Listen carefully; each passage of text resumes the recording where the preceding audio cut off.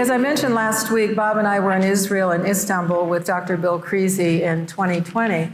And this year, in March of this year, Diane joined us on a trip to the Holy Land with Bill also, a 2-week trip to Israel and to Jordan.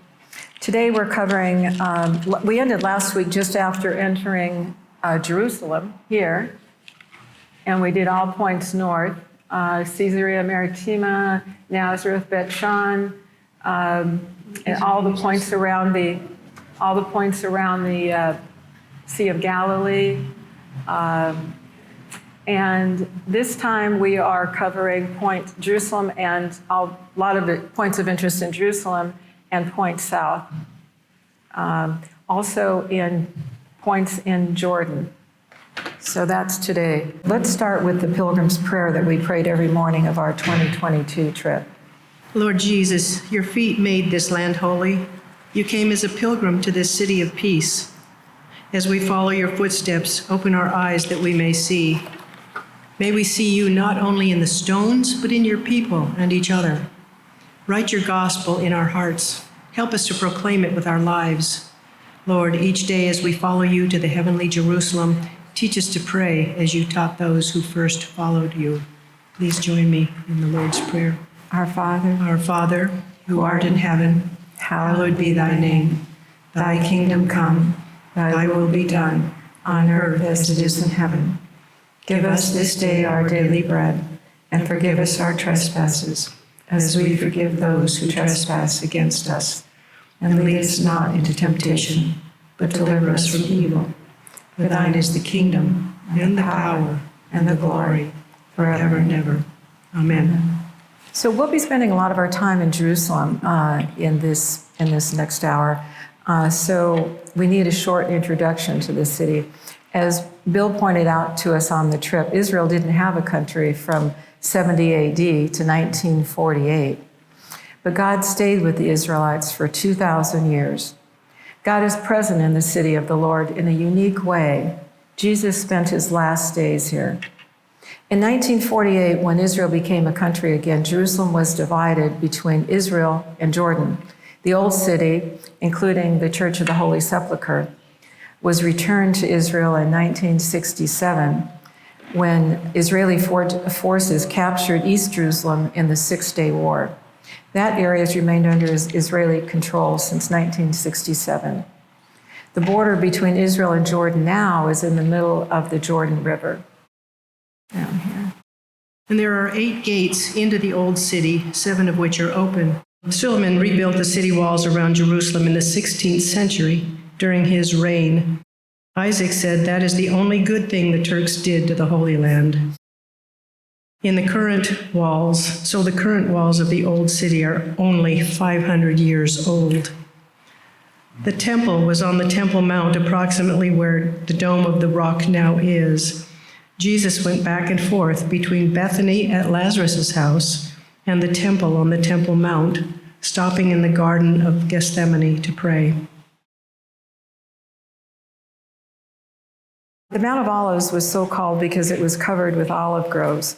The Mount of Olives is frequently mentioned in the New Testament as part of the route from Jerusalem to Bethany, where Jesus stayed with Lazarus, Martha, and Mary, and is where Jesus stood when he wept over Jerusalem. Isaac told us that the olive groves and other trees around the country were cut down by the Ottoman Turks when they ruled Israel for 400 years, but gradually the Israelis reforested the country. Also, Jesus ascended to heaven from the Mount of Olives, according to Acts 1, 9 through 12. We had our group photo taken on the Mount of Olives, overlooking Gethsemane and the old city. From there, we walked down the Palm Sunday road towards Gethsemane. That's a real road that catches your heart when you're doing it, when you think about what was really happening then. The title page that you'll be seeing every title page in Jerusalem for the rest of this hour was a photo I took from the Mount of Olives. So that's the view from the Mount of Olives. The Mount of Olives has been used as a Jewish cemetery for over 3,000 years. and it holds approximately 150,000 graves. It's the oldest cemetery in the world still in use. And you can see from this National Geographic, you'll see a picture of the old cemetery as we're walking down Palm Sunday Road. But if you want to see this National Geographic, there's a nice photo of it in there.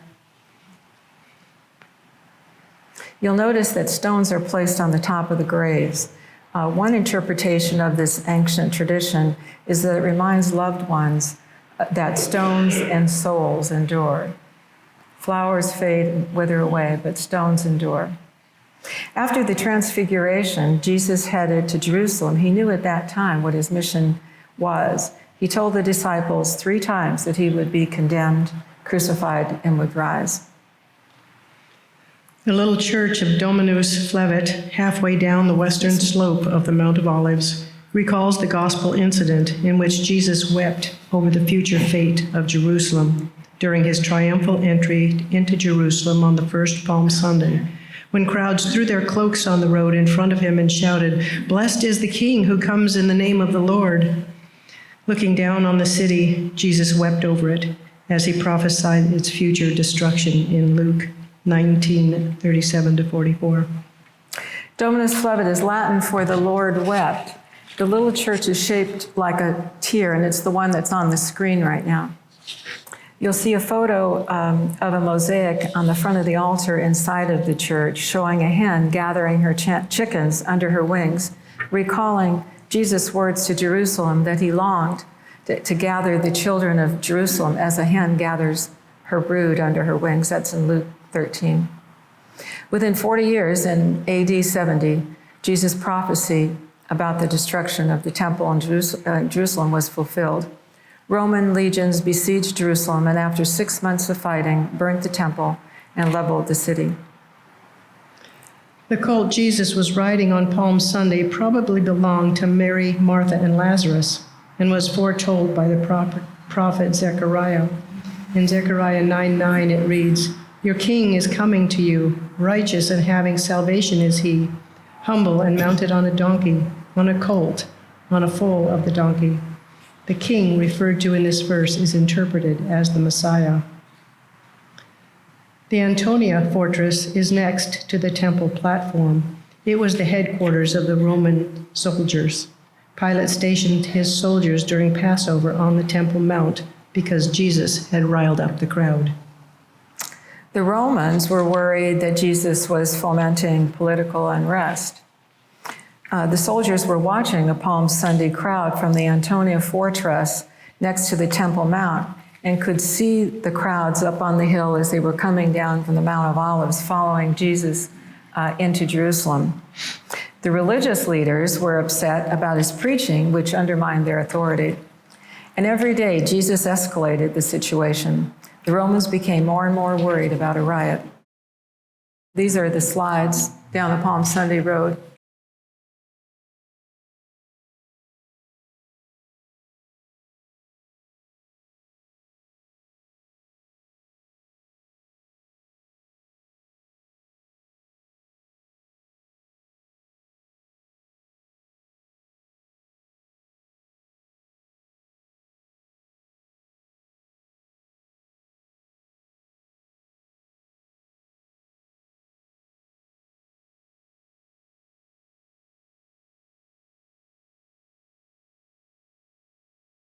This is inside of the church of Dominus Flevit, showing the hen on the altar in mosaic.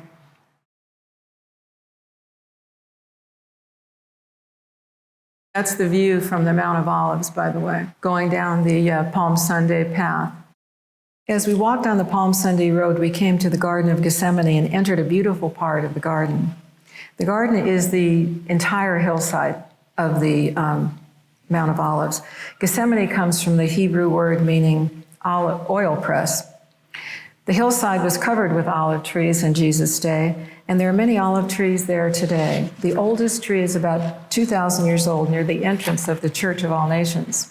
Jesus came to the garden to pray. Jesus may have been betrayed near the old olive tree near where the Church of All Nations is now located. The church is built on a section of bedrock where Jesus is said to have prayed before his arrest, according to Mark 14:32 through 42. Traditionally, it is the rock where Jesus agonized before he was betrayed. The Church of All Nations is also known as the Basilica of the Agony. It was completed in 1924 and is the third church on the site of where that rock is. There's the flat rock in the front of the altar, which a long tradition identifies as the rock of agony where Jesus prayed. You can look that up. I do have a few pictures of the inside of the church, but I don't have a picture of the rock. That's sort of a flat rock at the beginning, right in front of the altar of the church. This is part of the Garden of Gethsemane. This is the part that we were in 2022. It was just a beautiful part of the garden with beautiful paths, and a nice view of the Temple Mount with the Dome of the Rock.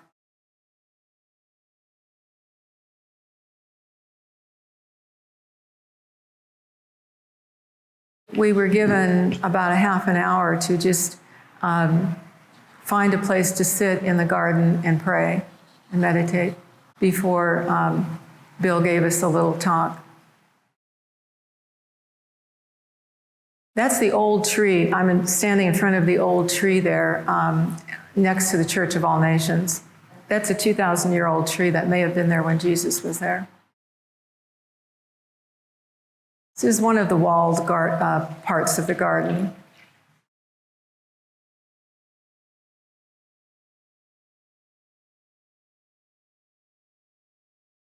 This is the outside of the Church of All Nations.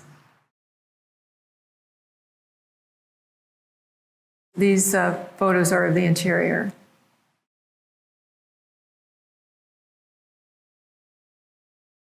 People are gathered around that rock in the front.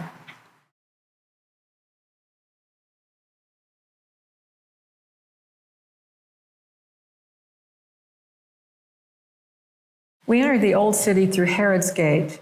The way of the cross is 14 stations, the same road that Jesus took, the Via Dolorosa, on the way to Golgotha. This is a picture of an artist rendering of the Old City. And if you want to take a closer look at it, you can see where the Via Dolorosa goes. And there's another map over there where Diane is. This one shows the Via Dolorosa, the Temple Mount. The Church of the Redeemer right here is a Lutheran church in the center of this map right here. It was crowded in Jesus' day. All the people were in town for the Passover, 1 million people, much like it was today, pre-pandemic. In the first station, Jesus is condemned. So walking through the gate, the first station is a few yards just ahead at the present-day Arab boys' school. Each station is marked with a medallion indicating the station in Roman numerals. The second station is where Jesus takes up the cross. It's now the chapels of condemnation and the chapel of flagellation, 2 Franciscan chapels. It is here where Jesus was imprisoned in the Roman garrison. You'll see some photographs that I took of etchings on the stone floor and that identify it as the prison. The etchings were a game that the guards played called the Game of Kings. This is where Jesus was taken after being condemned by Pilate. When you walk the Via Dolorosa, you're walking in the footsteps of Jesus. The third station is where Jesus falls for the third time, currently located in a Polish chapel at the corner of one of the roads there. The fourth station is where Jesus meets his mother, is currently an Armenian Catholic chapel. Tradition is that Mary stood by the roadside to see her son. In the narthex, in the back of the church, I brought the quilt that you'll see a fresco on top of the door to the chapel. And that fresco is what I based my quilt on. So that design I got from the fresco over the fourth station. The fifth station is currently a Franciscan Oratory. Excuse me, Diane. That's her part.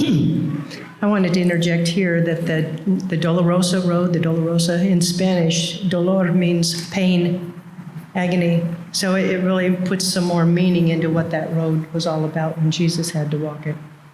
The Franciscan Oratory was here where Simon of Cyrene was forced to carry the cross.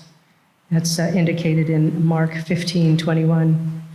The sixth station commemorates the place where Veronica wiped the perspiration from Jesus' face. A convent is on the traditional site of Veronica's house. The seventh station is the location where Jesus fell for the second time. It is currently a Franciscan chapel. The eighth station, where Jesus consoles the women of Jerusalem, is marked by a Latin cross on the wall of the Greek monastery. The ninth station is where tradition holds that Jesus fell for the third time. Close by is the roof of the Holy Sepulchre Basilica, a reminder that Jesus collapsed within sight of the place of his crucifixion. So this is the Arab Boys' School, the first station. There's not really much to see there. This is the second station, Medallion. This is a picture of of where the Game of Thrones was played, right where Isaac is standing. Right next to his feet are the etchings on the stone of the game that the soldiers played. This is heading down to the third station. And again, heading down to the third station. Meeting soldiers on the way. There's a good presence of security in the area. This is entering the third station. This is the third station, the Armenian church. And this is the fourth station. This is the fresco is the one over the church that I based my quilt on, that picture.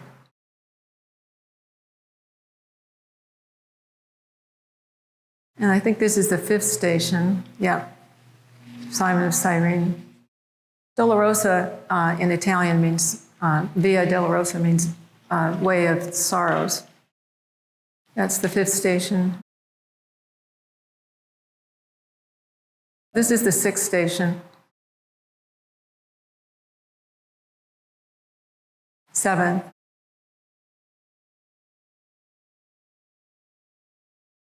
This is the seventh.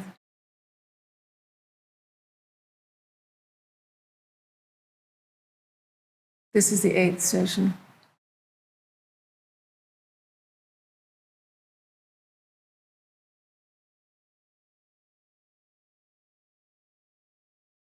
This is the ninth station.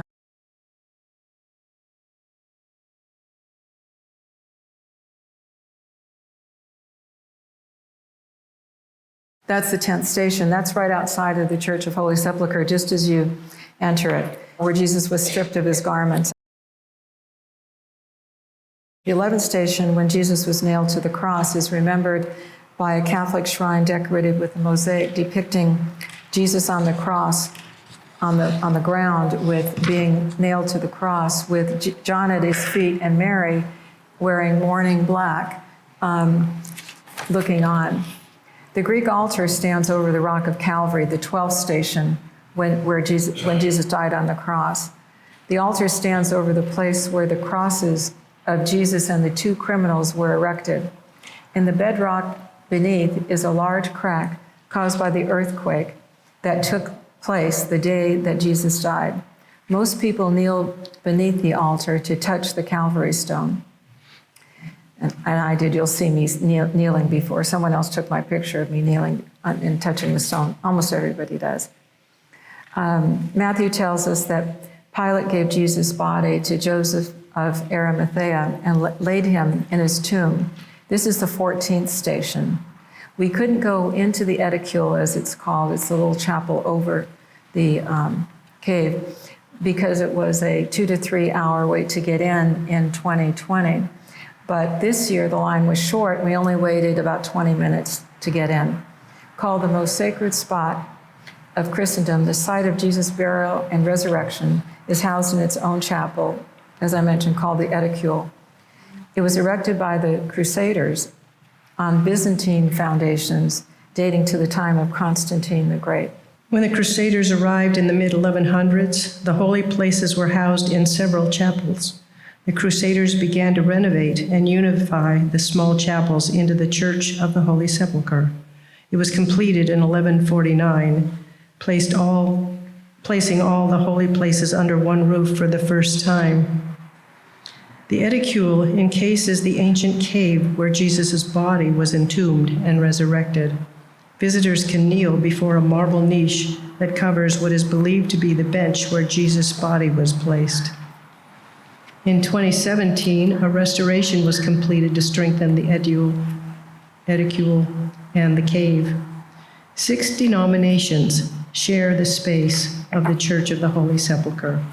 The main denominations sharing property over parts of the church are the Roman Catholic, Greek Orthodox, Armenian Apostolic, and to a lesser degree, the Coptic Orthodox, Syriac Orthodox, and Ethiopian Orthodox. It's an emblem of division, and yet we all came together to see this place. Christ brings everyone together. You might want to watch a National Geographic program on the tomb of Christ called Secrets of Christ's Tomb. It's an explorer special. It would open this up too for what you're hearing now and what you would see in that. This is the National Geographic magazine that you can buy. You can buy this on Amazon. It's got all kinds of pictures of inside of the church and of the Edicule, and it has a special section on the restoration, which was completed in 2017. This is entering the Church of the Holy Sepulchre. This is the 11th station where Jesus was nailed to the cross. That's John prostrate on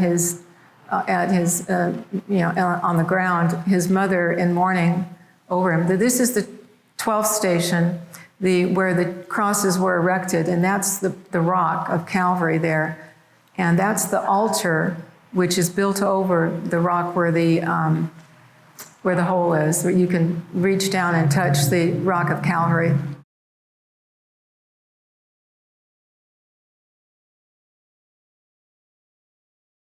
That's me kneeling under the altar to touch the rock of Calvary. These are some candles that are right next to the 12th station.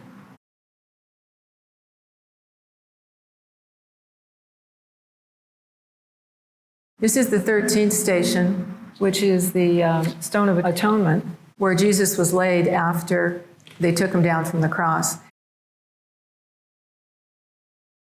That's the Edicule, which houses the tomb.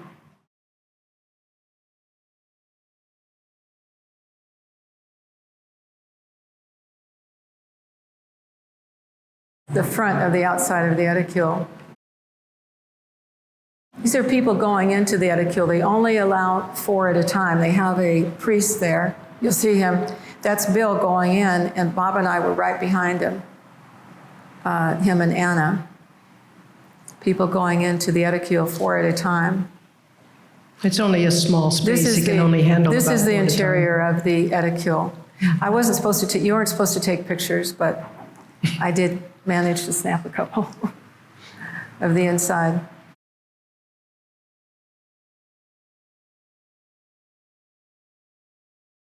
This is just where we met afterwards to have lunch.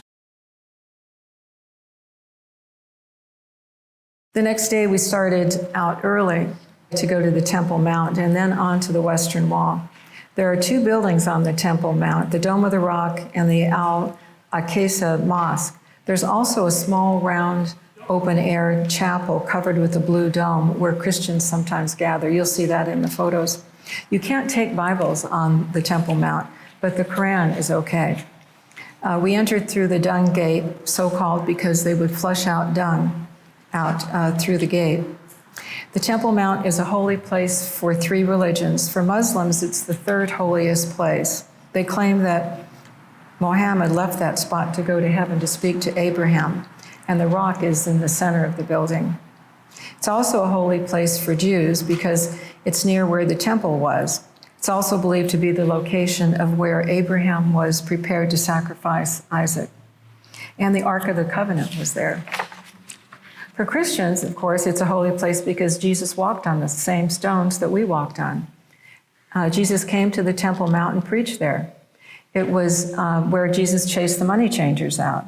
His family took him to the temple when he was 8 days old to be circumcised, and every year thereafter. The fountains where pilgrims had a place to drink water and to wash before entering the Temple Mount is located in the area just before you go up the steps to the Temple Mount, and you'll see it in the photos surrounded by a green fence. Muslim religious authorities control the Temple Mount, but Israel provides the security since it is located in Israel. Most of the stones on the Temple Mount were set here by Herod. Until 2000, everyone could go inside the mosque to see the rock, but now only the Muslims can. The Temple Mount was built on the solid rock of Mount Moriah, which was leveled by Herod. The solid gold dome was added by King Hussein of Jordan. You will see a minaret in the background of the fifth photo. This is where Pilate's Jerusalem palace was located. Visitation to the mount is restricted. This is that place where they washed before going up those steps to the Temple Mount.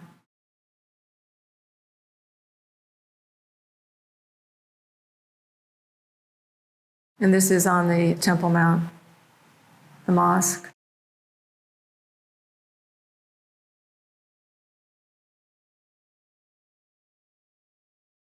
That minaret there is where Pontius Pilate's Jerusalem palace was located.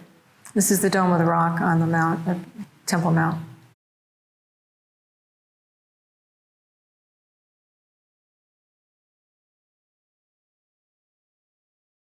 This is that little chapel that I was mentioning.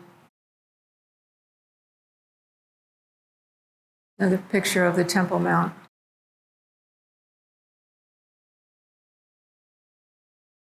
There weren't very many people there when we were there early in the morning.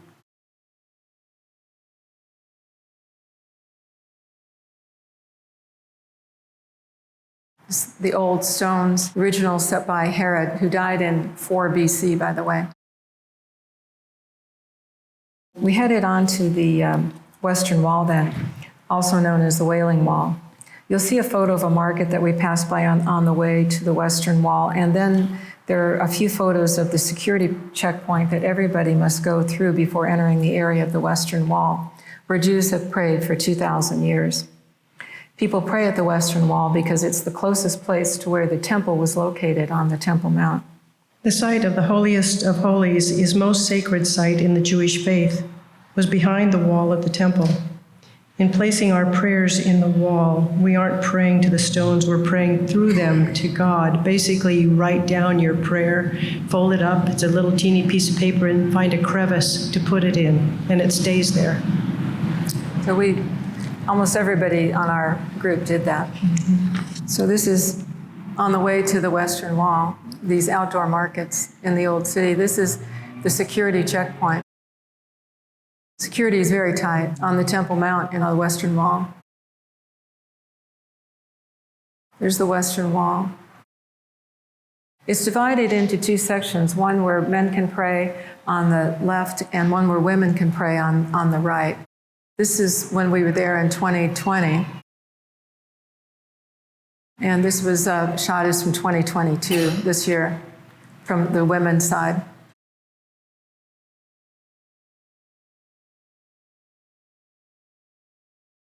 After leaving the Western Wall, we visited the Israel Museum. You'll see photographs of the beautiful grounds around the museum, which contain some interesting works of art, including a Rodin sculpture of Adam and trees sculpted from iron. Lots of really beautiful art in the gardens around the museum. Replicas of the Dead Sea Scrolls and artifacts found at Masada are located in a building called the Shrine of the Book. All the books of the Bible were found except for Nehemiah and Esther. A replica of the complete scroll of Isaiah is located in the Shrine of the Book. You won't see any pictures inside the Shrine of the Book because they don't permit photography inside that museum. One of the highlights at the museum is the outdoor model of Jerusalem during the Second Temple period when Jesus walked the streets of Jerusalem.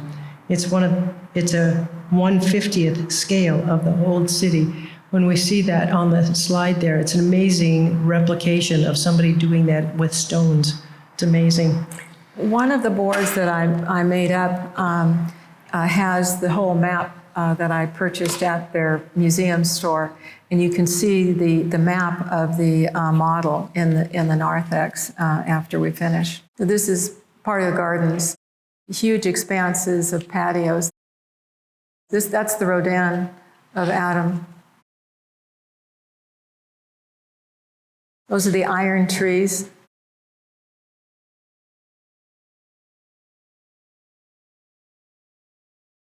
And then we're going to be seeing the model, the outdoor model. You can see the people in the distance there, so that gives you, on the other side of the model, that gives you an idea of the scale of this model.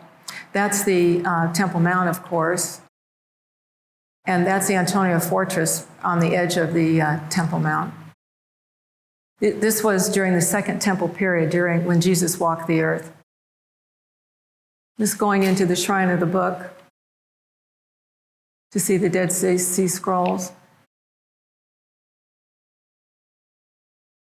After our visit to the Israel Museum, we headed to Bethlehem on the West Bank. It came under control of the Palestinian National Authority in 1995. It's basically another country. Our Israeli guide, Isaac, is not permitted to work in Bethlehem, so he hopped off the bus before the checkpoint. We met our Palestinian guide on the other side of that checkpoint. That's how careful they are to keep these things separated. We had lunch outside of the city and then drove to the city a few miles away. You will see photos of Shepherd's Field, where tradition holds that the angel Gabriel appeared to shepherds and announced the Messiah's birth, though the actual location, of course, is somewhat disputed. When we arrived at the Church of the Nativity in Bethlehem this year, we were very pleasantly surprised that there was not a long line to see the birthplace of Jesus in the grotto. When we were there in 2020, we were in line for 3 hours inside the church, waiting to see the grotto, the place where the star is, where Jesus was born. We only waited in line about 20 minutes. Again, March of this year was a great time to go to the Holy Land because the crowds were just not there. There's a mosaic from the original 4th century church in the center of the Church of the Nativity. And the doors leading to the birthplace were made in the 12th century by the Crusaders. There are hardly any Christians left in Bethlehem. The grotto inside the church is where the birthplace of Jesus is, and the grotto is the oldest site continuously used as a place of worship in Christianity, and the basilica is the oldest major church in the Holy Land. It was originally built by Constantine. Over the centuries, the surrounding compound has been expanded, and today it covers approximately 12,000 square meters, comprising 3 different monasteries. The silver star in the grotto is said to mark the spot where Mary laid the baby Jesus. After seeing the birthplace, we went into St. Catherine's Church, located within the compound of the Church of the Nativity, and visited St. Joseph's Chapel, a small chapel in the complex of caves under the church. This is one of the fields outside of Bethlehem, thought to be Shepherd's Field, but again, the location of the Shepherd's Field is actually disputed. This is just a shot of this Palestinian town on our way to the Church of the Nativity, which this is. Church of the Nativity. Inside of the church, very ornate. This was in 2020. You can see the crowds snaked all around the perimeter of the church. This is the grotto where Jesus was laid as a baby, where the star is.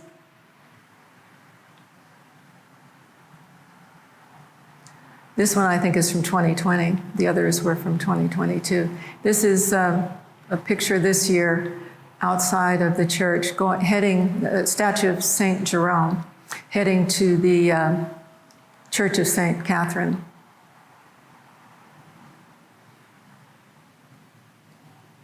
And the inside of the Church of St. Catherine.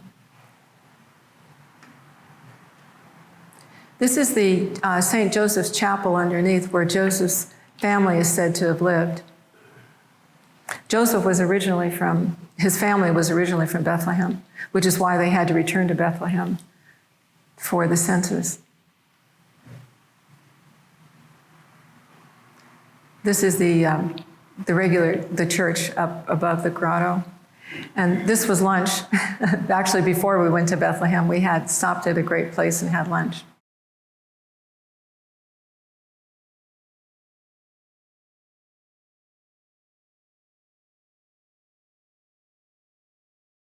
We drove to En-Gedi. En-Gedi is, right about in the middle of the Dead Sea.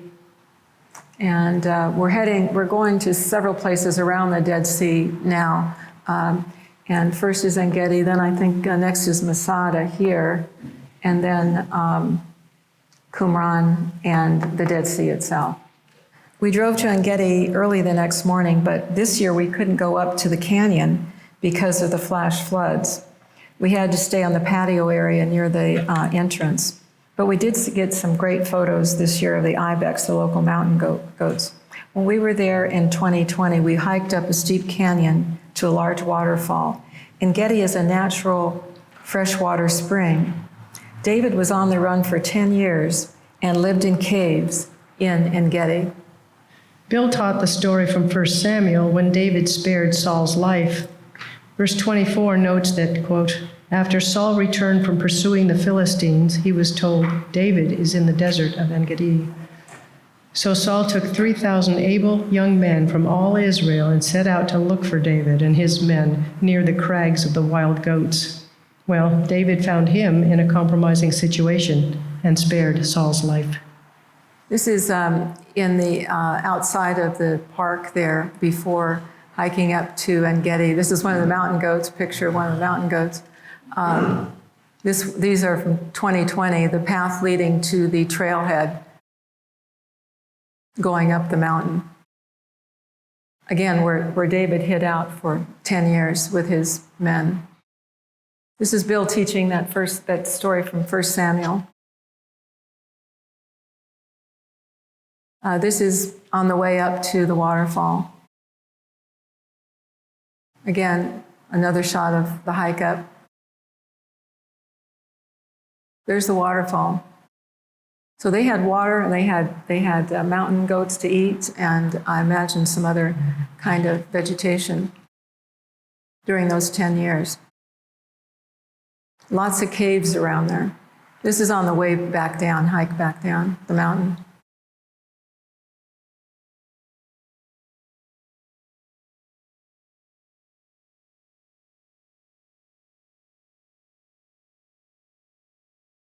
After the hike, on the path leading back toward the parking lot. This is in that area. They have a little shop and ticket taking. This is taken this year, one of the ibex. We saw a whole family of them, actually. Parenthetically, the person that was running the little concession stand was not happy that we were inviting those little ibex nearby. That's another story. Masada was a fortress built by Herod, where 1,000 Jews fled from the Romans after Jerusalem was destroyed in 7 AD. Herod had built his fortress on the north side of the mountain because it's cooler there in the summer, and it's a defensible position.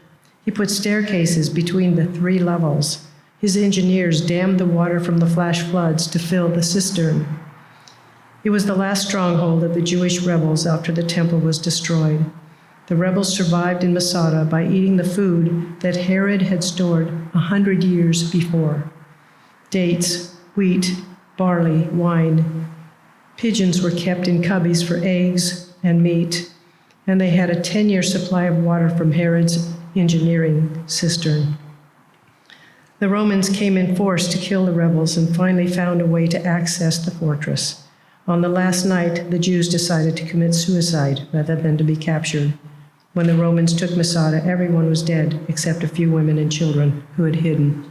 Byzantine monks took over Masada in the 4th century when the Romans left. They were the last inhabitants of Masada.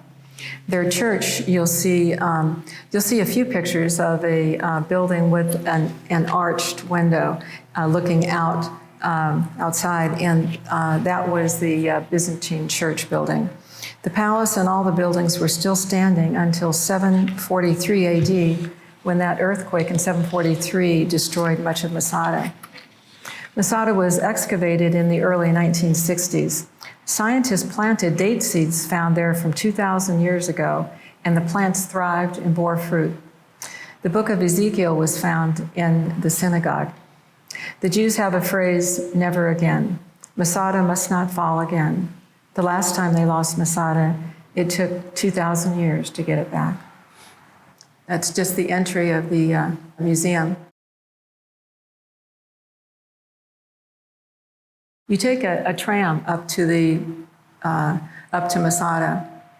This is inside the museum depicting the stone fortress, one of Herod's great building projects. These were stones that were thrown as weapons. This is in the tram on the way up to the fortress. That's the snake trail that you see on the left. Mm-hmm. Some of the people in our group actually hiked up and hiked down. Synagogue where the book of Ezekiel was found. This, I believe, is the Byzantine church.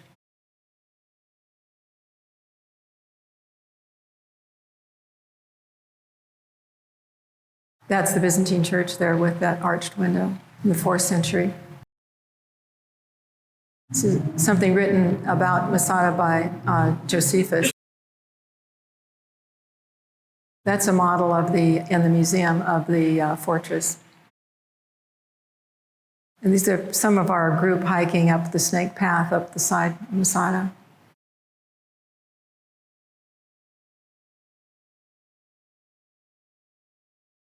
Inside one of the buildings. I think that the stones above that white line were actually the original ones. I'm not sure.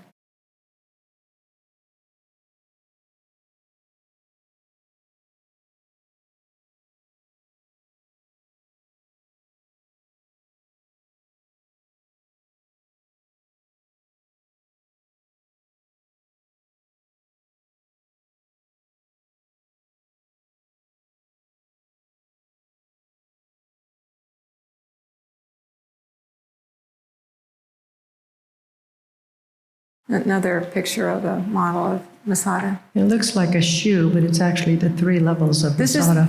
This is the cistern where the water was kept, 10-year supply of water that they had. You access the water from below, and donkeys would carry it up the mountain to where the palace was, the 3 levels of the palace. See those little cubby holes on the left? I believe that's where the pigeons were kept.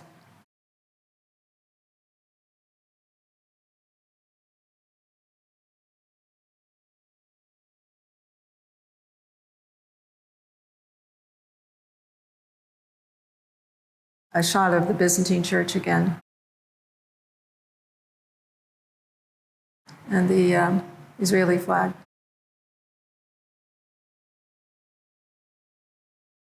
Our last stop of the day was at the Dead Sea, which was very close to where we were.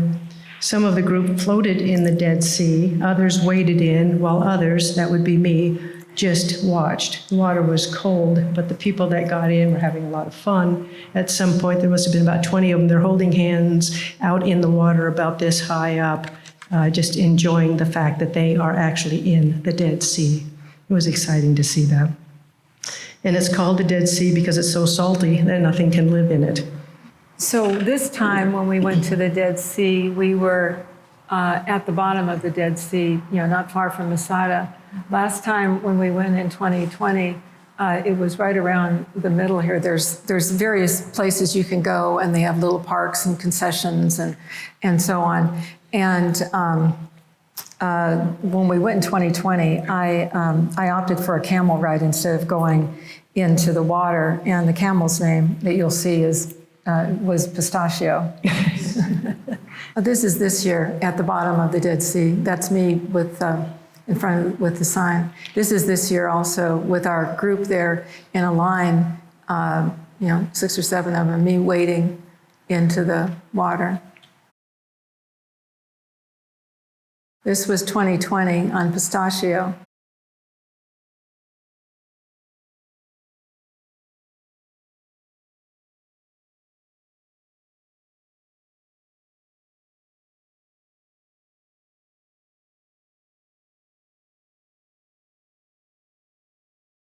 On our 2020 trip, we stopped in Qumran. We didn't do that this year, but so these photos are from our 2020 trip. The first converts to Christianity were probably the Essenes, who lived in Qumran. Scholars believe that John the Baptist was a member of the Essene group. The Essenes wrote the Dead Sea Scrolls in Hebrew, and it was there in the caves that they were discovered, of course. The scrolls are dated to around 150 AD. The Essenes copied the scriptures plus historical information of the day. Cave number 4 produced 500 scrolls. One theory is that some of the scrolls were brought to Qumran by priests fleeing from Jerusalem in 70 AD when the Romans were killing the Jews.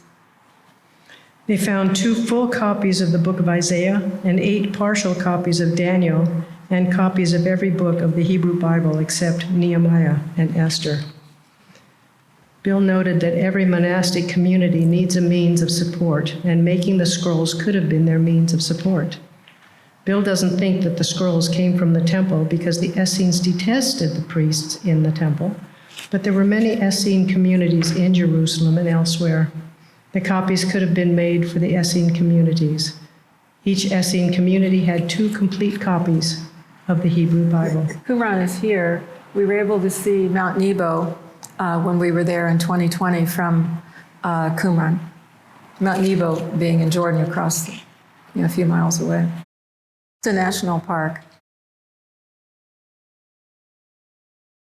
These are replicas of the pottery that the Dead Sea Scrolls were found in. And this is a replica of a mikvah, or a ritual bath. And another shot of the mikvah at the end there.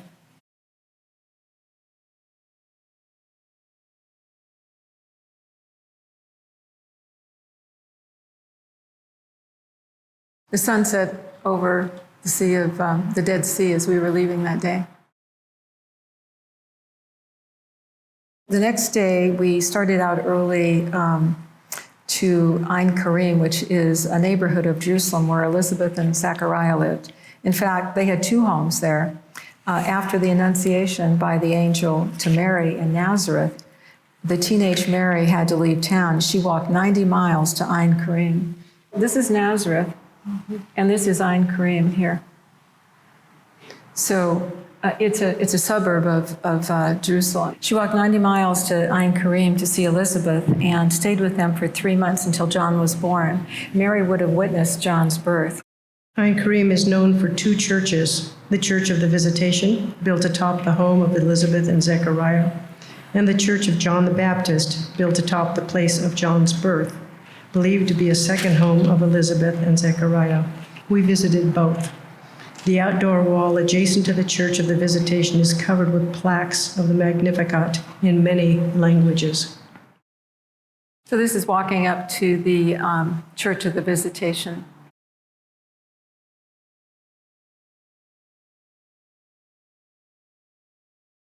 Little plaque there, what they call Mary's Spring.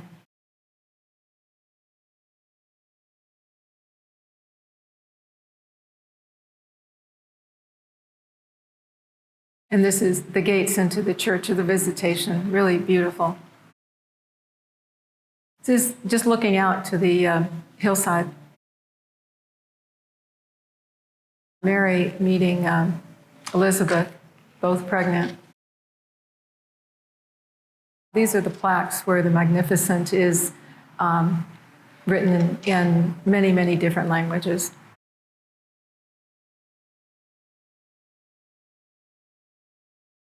This is the inside of the Church of the Visitation.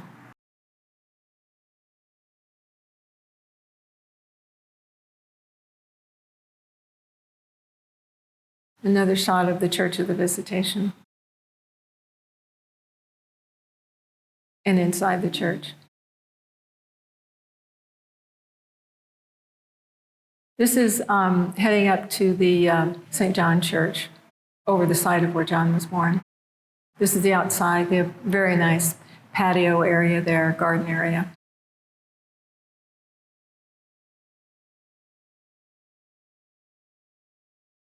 That site underneath that altar is supposedly where John the Baptist was laid after he was born.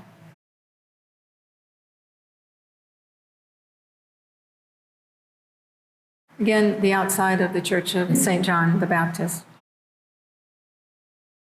Our next stop that day was where Caiaphas's house was located. Mount Zion is the general area. And the Church of St. Peter in Gallicantu is located on the site of Caiaphas's house on the eastern slope of Mount Zion, just outside the old walled city of Jerusalem. It overlooks the Kidron Valley and the city of David. It's the location where Jesus was taken after his arrest. It's one of the most striking churches in Jerusalem, commemorating the Apostle Peter's 3 denials of his master and his repentance and reconciliation with Christ after the resurrection. Gallicantu is Latin for cock's crow. You'll see a photo of a statue in the courtyard of the church depicting Peter denying Jesus. It's a beautiful church with blue domes built on a sheer hillside. There's a golden rooster atop a black cross on the roof of the church. Under the church is a dungeon thought to be the cell where Jesus was detained the night following his arrest. You will see photos of the dungeon and of the cell where Jesus was reportedly kept. Jesus was taken from here to the first station where he was condemned by Pilate. This is Zion Gate, just leaving the old city. And just a picture of a sign. That's that beautiful church. This is one shot of the dungeon below the church. And information regarding the excavations. This is that statue of Paul denying Jesus.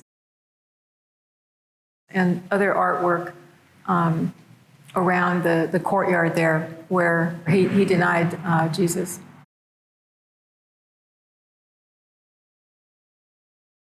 Another picture of one of the signs there.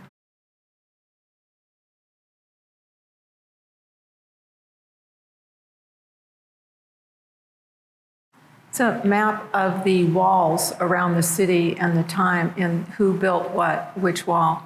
This is, again, another picture of the dungeon below the church. And this whole looks down to a cell where Jesus was reportedly kept. This is the inside of the Church of St. Peter de Gallicantu.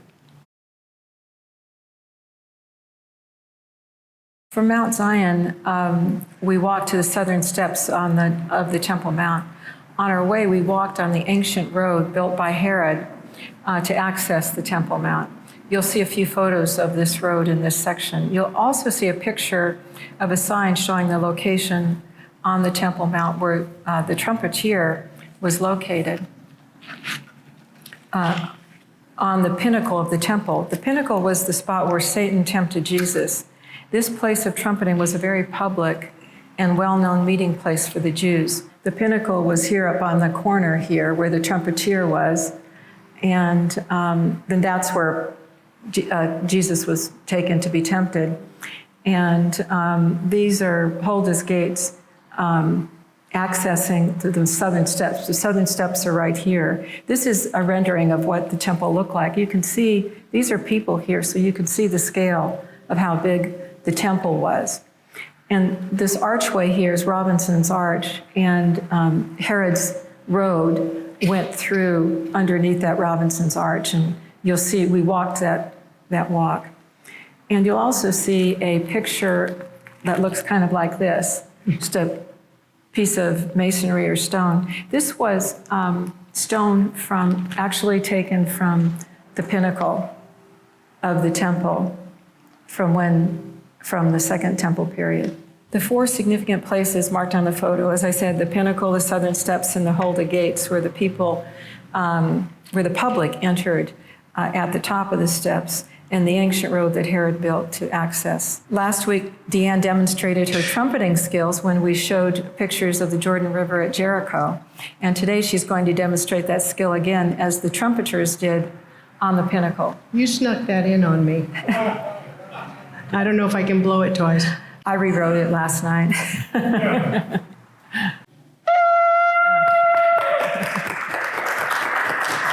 I can only imagine what that sounded like when the priests were going around Jericho and the priests were all blowing their horns. I can only imagine it must have driven the people inside nuts, and I don't know. Anyway, it's a very loud thing, but I have it as a... But that shofar is, is tiny. Shofar is tiny. And the ones I'm sure they had were how big were the biggest ones that you saw The biggest ones I saw in the store were like this. Okay. My suitcase was like 3 feet long. Yeah. Okay. We sat on the southern steps outside of the wall where the 12-year-old Jesus may have been talking to the rabbis when his parents came back to Jerusalem to look for him. Also, Acts 2 takes place here on the southern steps where Peter baptized 3,000 people on Pentecost. We sat on the stones Jesus sat on, and where Peter and the other disciples stood and sat.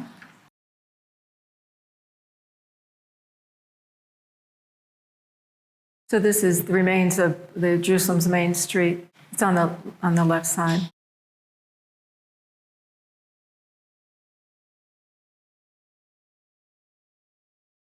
Now there's the trumpeter at the pinnacle of the temple. And this is a rendering of a picture of Robinson's Arch through where the people came. And the Hulda gates were the main gates that the public came in on top of the southern steps.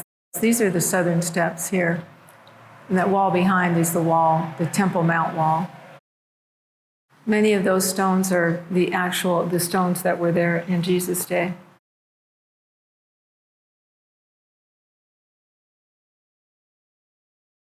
This is looking out toward the Mount of Olives, actually, on the opposite side.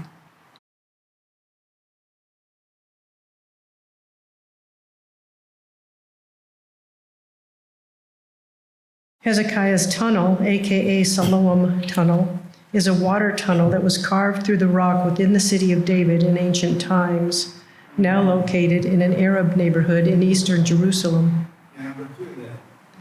It dates from the reign of Hezekiah of Judah and corresponds to the conduit mentioned in 2 Kings 20:20 and in 2 Chronicles. According to the Bible, King Hezekiah prepared Jerusalem for an impending siege by the Assyrians by blocking the source of the waters of the upper Gihon and leading them straight down onto the west of the city of David. That's according to 2 Chronicles 32:30. By diverting the waters of the Gihon, he prevented the enemy forces from having access to water. Hezekiah's tunnel is a wet tunnel about 6 feet high and 1,800 feet long. It's about a third of a mile, but it seemed a lot longer when we were walking through it in the dark. You can walk through an alternate dry tunnel, which Diane did. It took us about 30 minutes, Bob and I, to walk through the wet tunnel.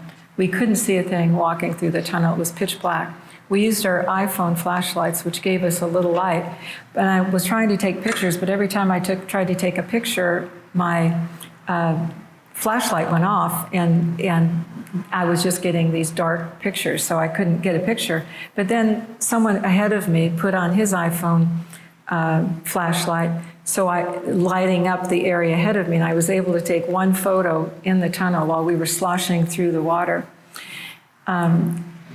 It was slow going because it was a rocky path that we were walking on. And uneven. We couldn't see it, what we were walking because there was water. And at times the water was up to here, and at times most of the time it was just like mid-calf. But it was one of the great experiences of one of the great adventures of the trip. Someone started singing, and we all joined in. We sang Amazing Grace and other hymns as we sloshed in the dark through the tunnel. It was really a moving experience. These are steps leading down to, that we all went on, leading down to the tunnel, carved in stone. These tunnels were carved with hand tools, by the way. That's the one picture I took in the tunnel itself. Very narrow. That was after we came out. Bob had rolled up his pants. My jeans were just wet. So we were on our way to Siloam's pool at that point, through the city of David.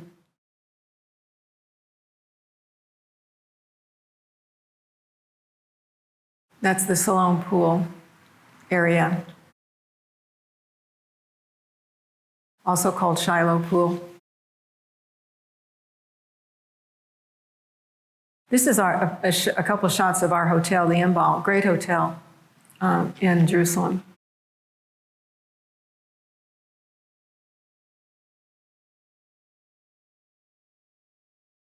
The bus dropped us off the next morning at Jaffa Gate at about 8 a.m. when we walked into the old city through the eye of the needle. In Matthew 19, the apostle wrote, "Then Jesus said to his disciples, truly I tell you, it is hard for someone who is rich to enter the kingdom of heaven. Again, I tell you, it's easier for a camel to go through the eye of a needle than for someone who is rich to enter the kingdom of God." Well, Jesus isn't referring to a sewing needle here, which I had always thought it was. He's referring to gates. In Israel, some of the gates have a smaller gate inside the larger gate. So they call the smaller gate the eye of the needle. The larger gate would be closed at night for security purposes, but the little gate would remain open for people to pass through.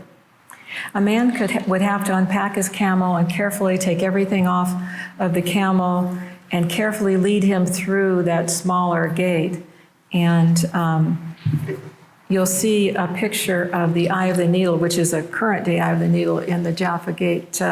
Here's a picture of a eye of the needle gate, the small gate, inside of the big gate. Here, this one is in Nazareth. And this is a camel next to it, so you can see how hard that would be for a camel to get through that smaller gate. We had tea in an upstairs restaurant until the shops opened, and we did some shopping in the old city. We had hoped to visit the Lutheran Church of the Redeemer, but it didn't open until 10 a.m., and we had to leave the old city at that time to make it to our appointment at the Garden Tomb. You'll see pictures of the tower of the Church of the Redeemer. The Lutheran Church of the Redeemer has the largest tower, the tallest tower in the old city. And you'll see pictures of that. We had a very good view of the tower, and we tried to get into the church, but again, it was closed until 10, and we had to leave for our appointment.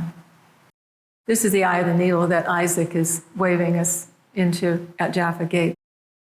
This is the Church of the Redeemer on the left. That's the tower of the Church of the Redeemer.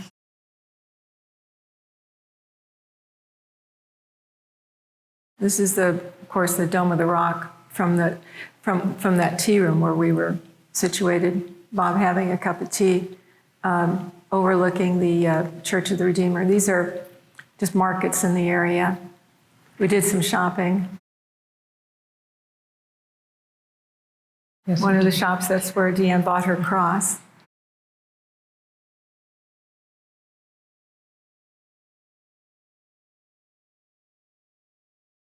The majority opinion is that Jesus' tomb was in the traditional site of the Church of the Holy Sepulchre, but the Garden Tomb is an excellent example of an authentic 2,000-year-old tomb.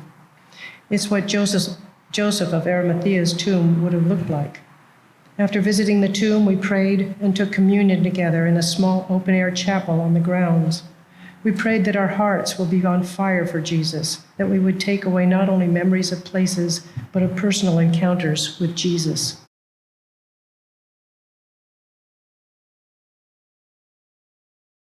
Just heading up to the Garden Tomb. Lots of signs along the way.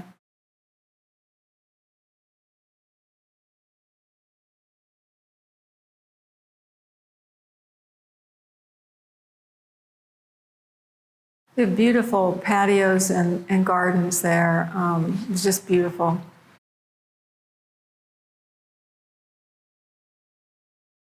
This is the side of the mountainside that they thought maybe looked like a skull.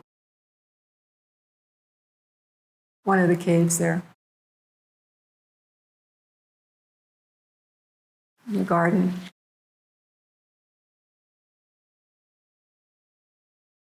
That little door there where the person is standing is right the entry to the garden tomb, which is just a good example of a first century tomb.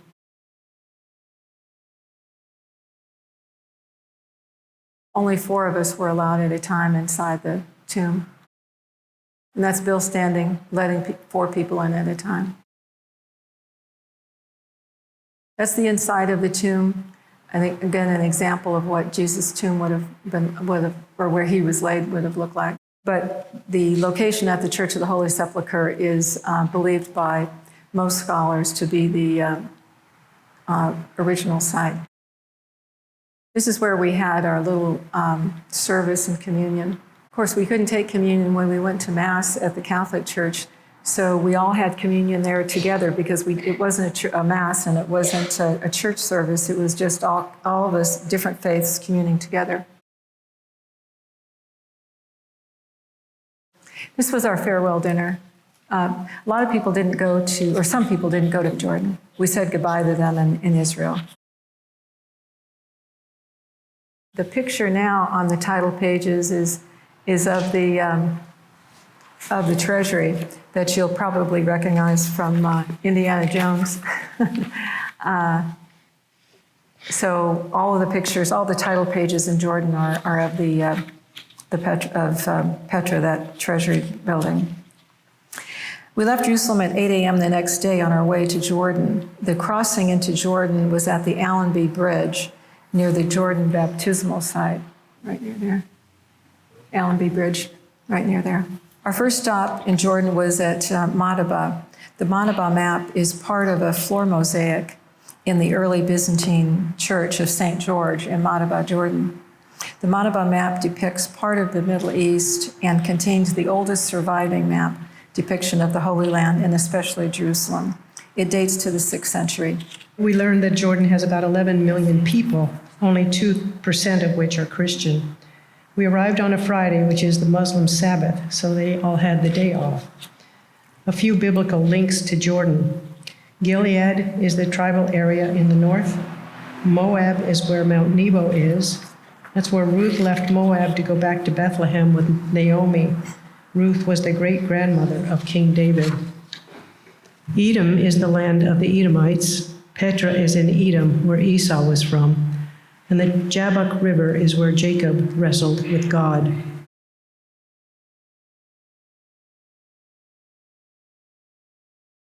That's the moving into Jordan through the checkpoint at the Allenby Bridge.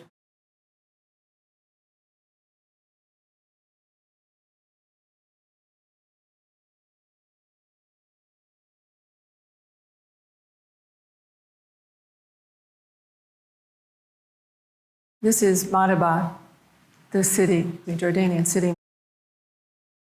We're walking here to St. George's.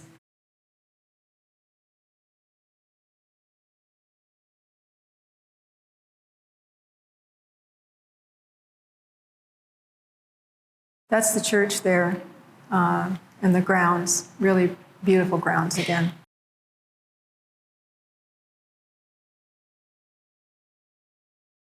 That's a picture of the sign explaining the map inside the church and the inside of the church.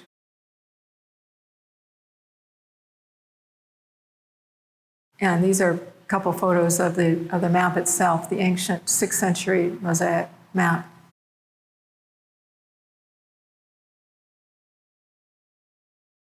Pictures of saints. And the inside of the church.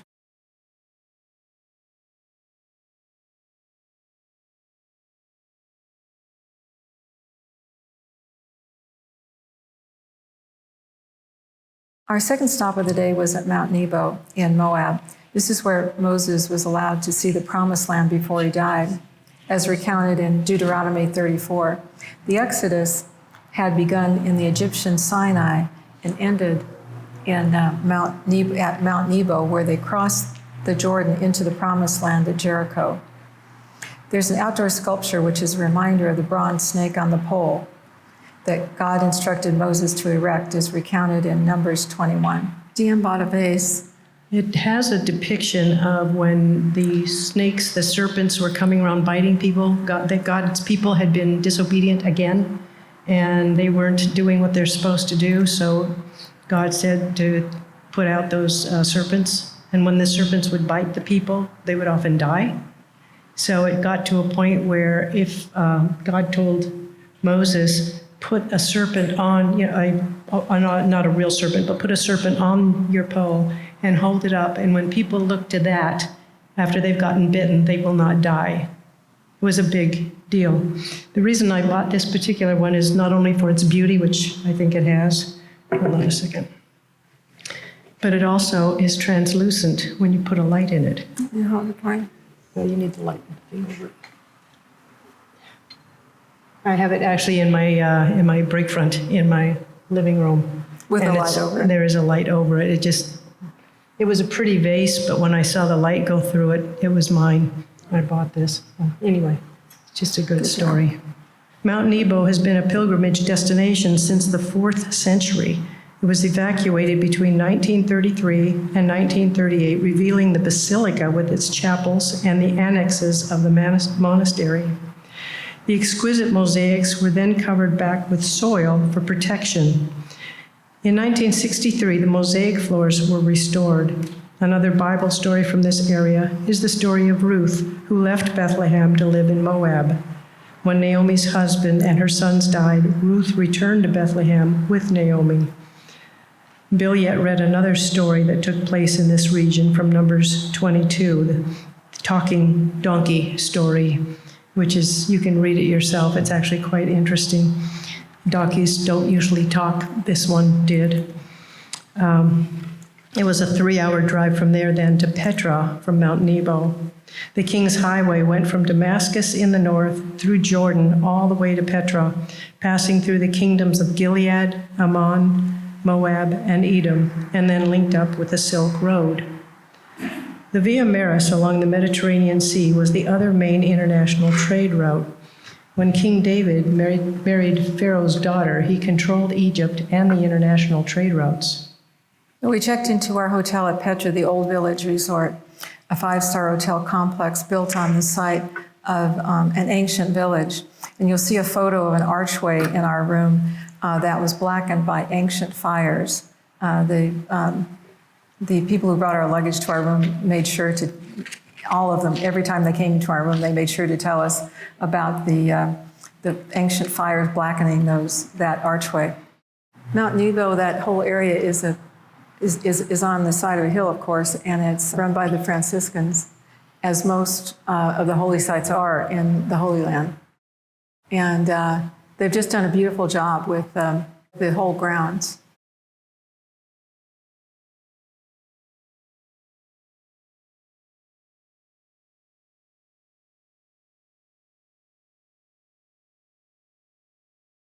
This is looking out toward the Promised Land from the top of Mount Nebo. And that's the bronze snake on a pole sculpture by an Italian artist. Again, looking out to the Holy Land from Mount Nebo where Moses stood.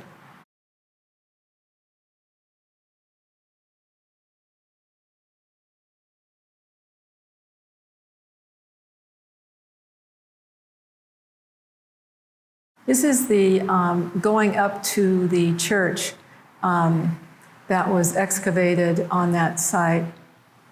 And you can walk around and look down to see the mosaics that were restored in the 1960s.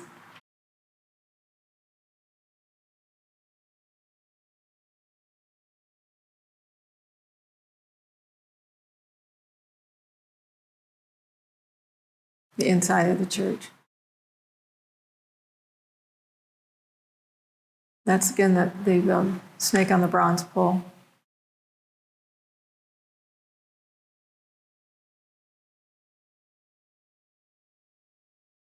This is an olive tree that was planted by John Paul II.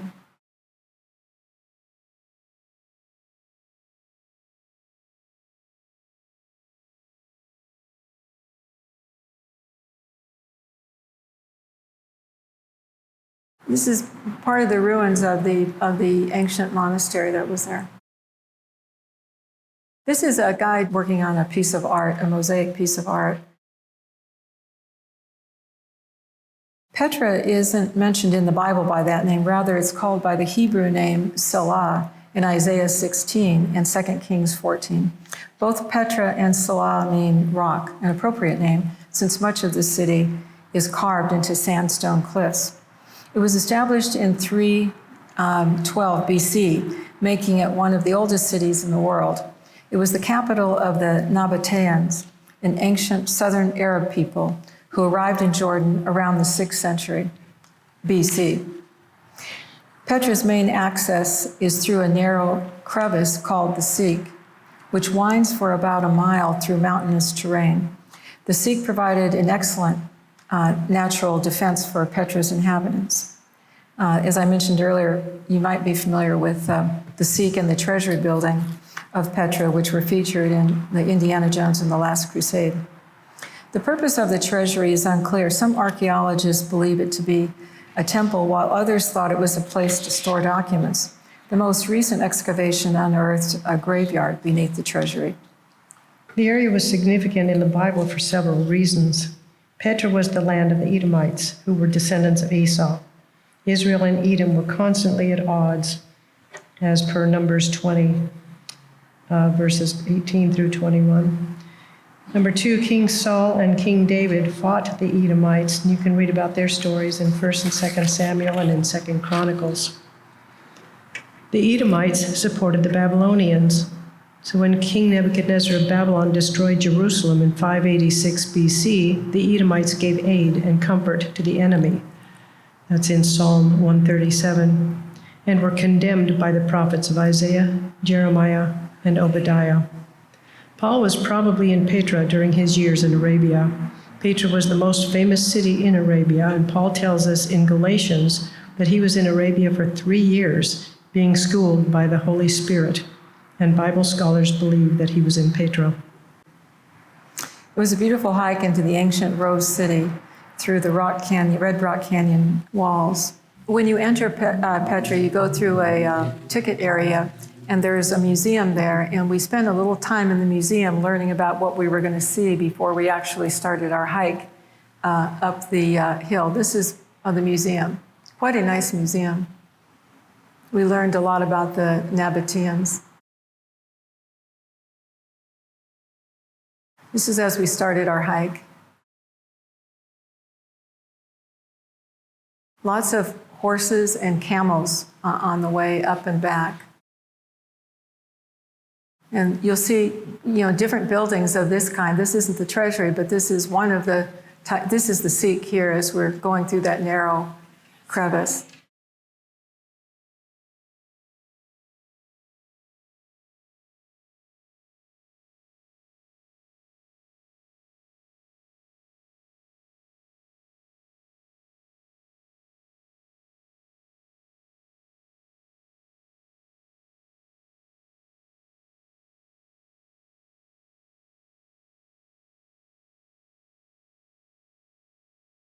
A lot of different buildings, and we were able to go into as we hiked up the Seek with our guide.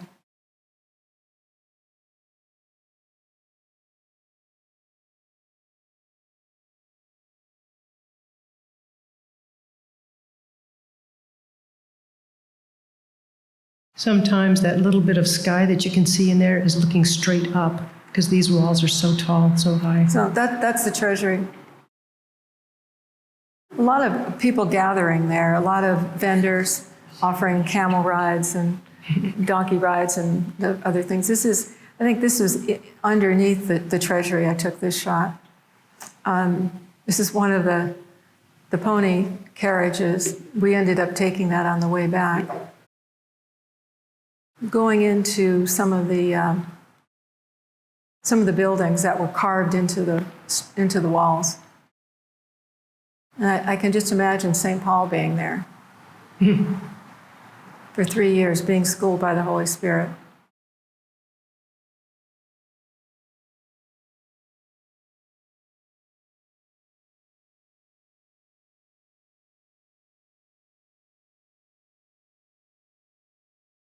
The village of homes carved into the sandstone.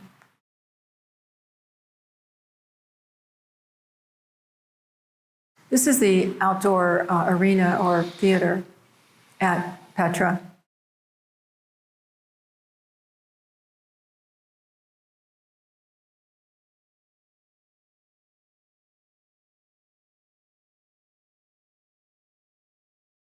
I was amazed at how many different buildings there were carved into the sandstone.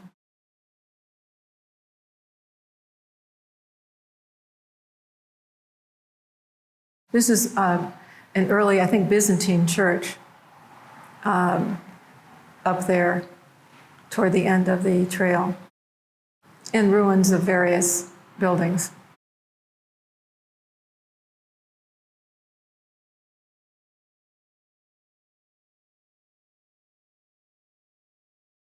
Those round stones supported columns. See those two round stones?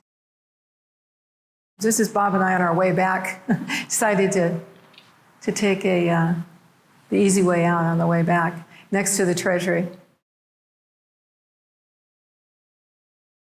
Diane and Bob decided to have a cool drink after our hot hike. I took this picture of Diane and Petra. This is our hotel.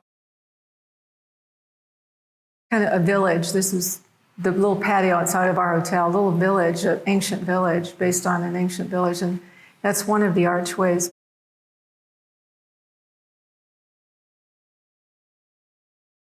This one is the one that was blackened by smoke from ancient times. And looking into the dining room at night, nice hotel. Our last stop in Jordan on our trip was to Jerash, but we left Petra for Amman on Sunday morning and attended a mass in Arabic in Amman, then continued north on to Jerash, a well-preserved Roman archaeology site. We crossed the Zarco River on our way to Jerash from Amman.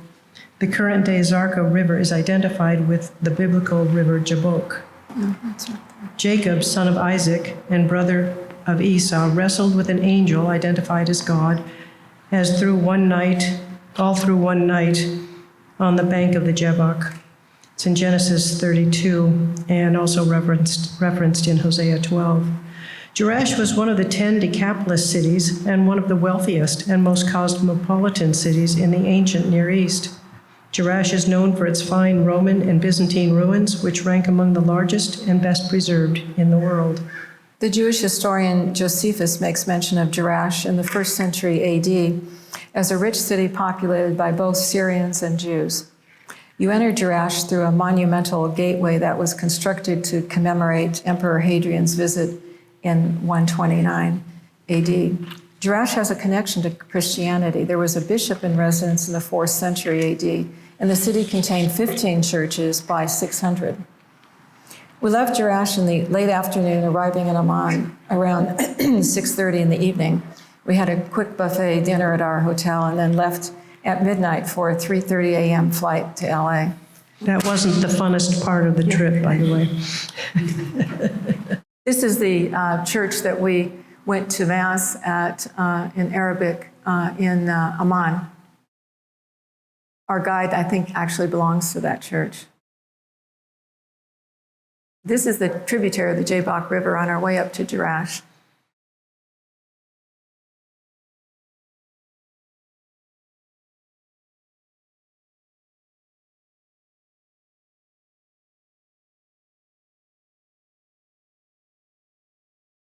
This was a fellow making bread at the restaurant we stopped at. We were on the bus at this point and going around the grounds of Jerash. Later, then we got out the bus and walked through the grounds.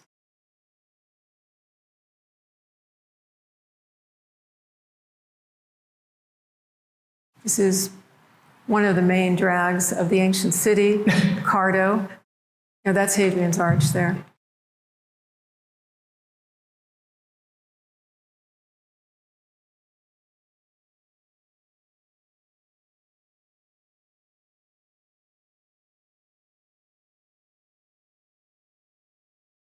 It's a map of where the various buildings and things were located in the Decapolis city of Jerash.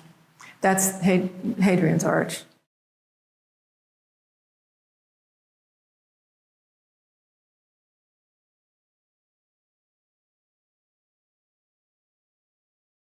This is a big plaza, I think near the Hippodrome. This is a theater. These people were performing some of the ancient mosaics in the buildings in Jerash. I think that's the temple of Diane, Artemis. And just some of the decorations of the ancient, from the ancient world.